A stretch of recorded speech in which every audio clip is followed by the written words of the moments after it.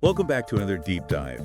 You know what we're doing here? Our sixth presidential inaugural address. Number 6. That's right. This time it's James Madison's first speech as he steps into that big role in 1809. I think this is going to be a good one. Oh, I think so too.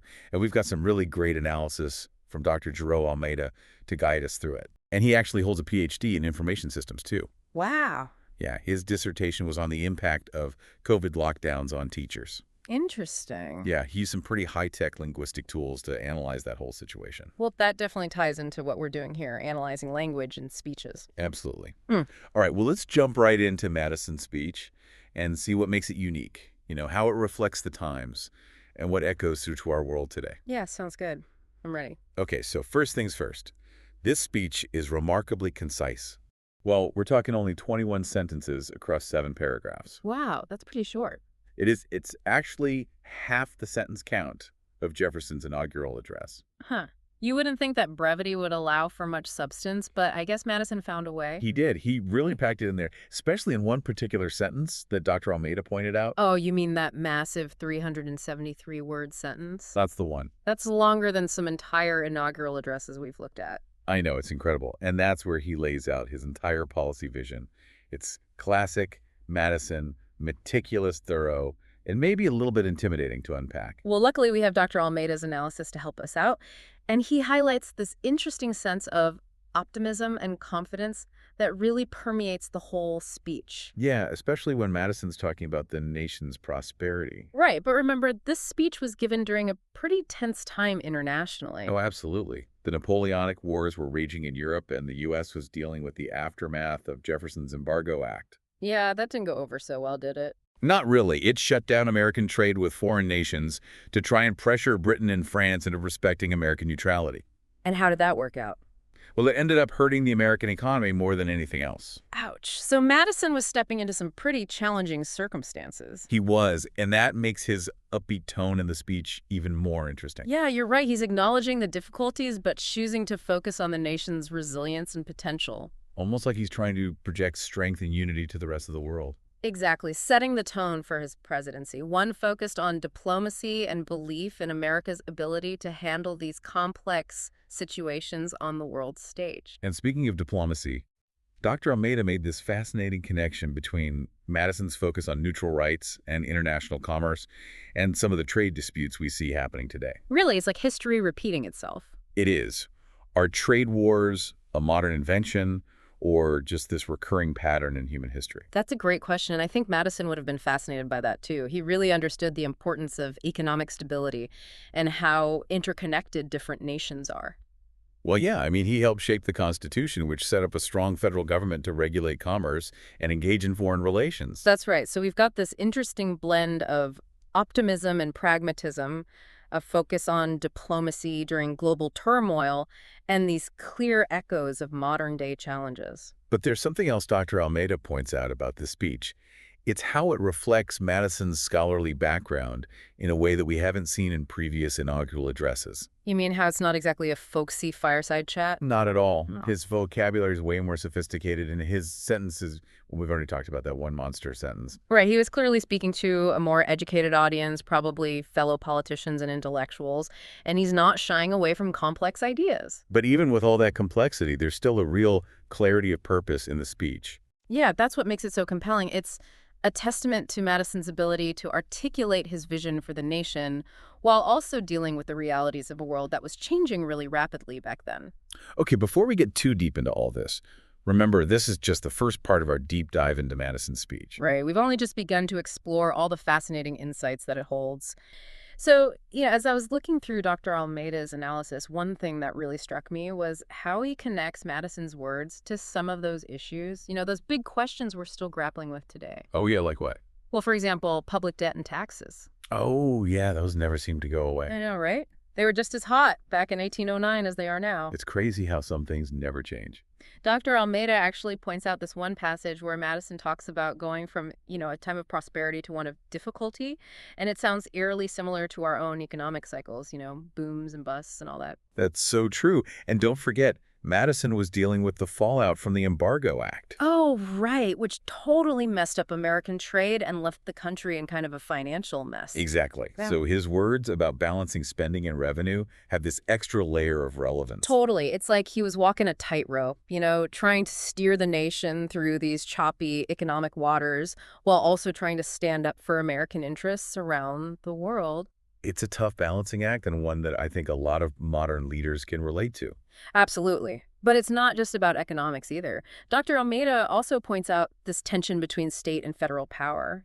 That's another timeless theme that comes up in Madison's speech. Oh, that's right. Even back then, that whole debate about the role of the federal government was already in full swing. It makes you realize, the founding fathers didn't have all the answers figured out. They were setting up a framework, but the practical application, actually putting those principles into practice, was still a work in progress. Yeah, it's like they were laying the groundwork for a system that would allow for debate and disagreement and, hopefully compromise too. Right, and I think that's super important to remember, especially in today's political climate. It's okay to disagree, to have different views, but we've got to find a way to work together within that framework. It's that whole idea of e pluribus unum, Hmm. out of many one, finding unity in the midst of all that diversity. Exactly, and I think that's a message we could all use a little more of these days. Totally. Okay, so we've talked about the speech's content, Mhm. the style and these interesting parallels to modern times, but what about the historical significance? I know Dr. Almeida was pretty excited about that aspect. Oh, yeah. This speech is historically significant for a whole bunch of reasons. Like what? Well, first of all, it was the first peaceful transfer of power between two presidents from the same party, the Democratic Republicans. Wow, that's a big deal. It was huge. It was a pivotal moment for this young nation, Yeah. still figuring out how to make democracy work. It's like it proved the system could actually handle a change in leadership without falling apart. Exactly. And it set this precedent for peaceful transitions of power, which has become like, a defining feature of American democracy. And beyond that symbolic significance, Dr. Almeida points out how Madison's speech actually laid the groundwork for some major events that were about to unfold. Oh, What? well, he talked a lot about maintaining American neutrality. In the face of all those European conflicts, he emphasized diplomacy and avoiding getting tangled up in foreign wars. Right. But at the same time, he also issued this kind of warning about, the violation of American neutral rights, Which kind of foreshadowed the War of 1812. which was just a few years away. Right. So even though he was advocating for peace, he was also acknowledging the possibility of conflict. Almost like preparing the nation for what might be coming. Exactly. It was this delicate balancing act, Yeah. asserting American interests, but also trying to avoid unnecessary fighting. And I think that's a tension we still see in American foreign policy today. Oh, absolutely. Finding that balance between strength and restraint, protecting your own interests, but also engaging with the rest of the world. Right. And this is where Madison's unique role as the father of the Constitution really comes in. You mean because he had this deep understanding of the principles behind the American system of government? Exactly. His words carried a lot of weight because of that. Oh, like how he drops those references to constitutional interpretation that Dr. Almeida mentioned. Precisely, Madison was so key in drafting the Constitution that his take on its meaning, how it should be applied, was taken very seriously. So his words weren't just shaping his presidency, they were actually shaping legal interpretations for generations to come. Exactly. It's like a reminder that language has power. The words of our leaders can have this ripple effect that goes way beyond their intended audience. Wow, that's pretty amazing. But speaking of audiences, Dr. Almeida pointed out this curious little detail about how Madison uses the phrase fellow citizens in this speech. Oh, yeah. What about it? Well, he only uses it twice in the entire address. Really, compared to how often Jefferson used it? Yeah, Jefferson used it 8 times in his first inaugural address. Huh. That is a pretty big difference. Right? Do you think it was intentional? It's hard to say for sure, but Dr. Almeida thinks it might reflect a difference in their speaking styles. Jefferson was known for his ability to connect with the common man, whereas Madison was more of an intellectual. Maybe he felt like fellow citizens was a little too casual for the tone he was going for. Yeah, maybe he was trying to project a more formal and authoritative image, which would make sense considering the context. Yeah, stepping into a leadership role at a time of so much uncertainty and upheaval, both at home and abroad. And, he was following a really popular and charismatic leader in Thomas Jefferson. So maybe he felt this need to establish his own distinct style and approach. It's fascinating how these little choices in language can shape our whole perception of a leader and their message. It really is. And that's why I think it's so valuable to dig into these historical speeches. Yeah. They're not just dusty old relics. They're windows into the minds of the people who shaped our nation. Absolutely. Okay, so we've covered a lot of ground, but we're not quite done yet.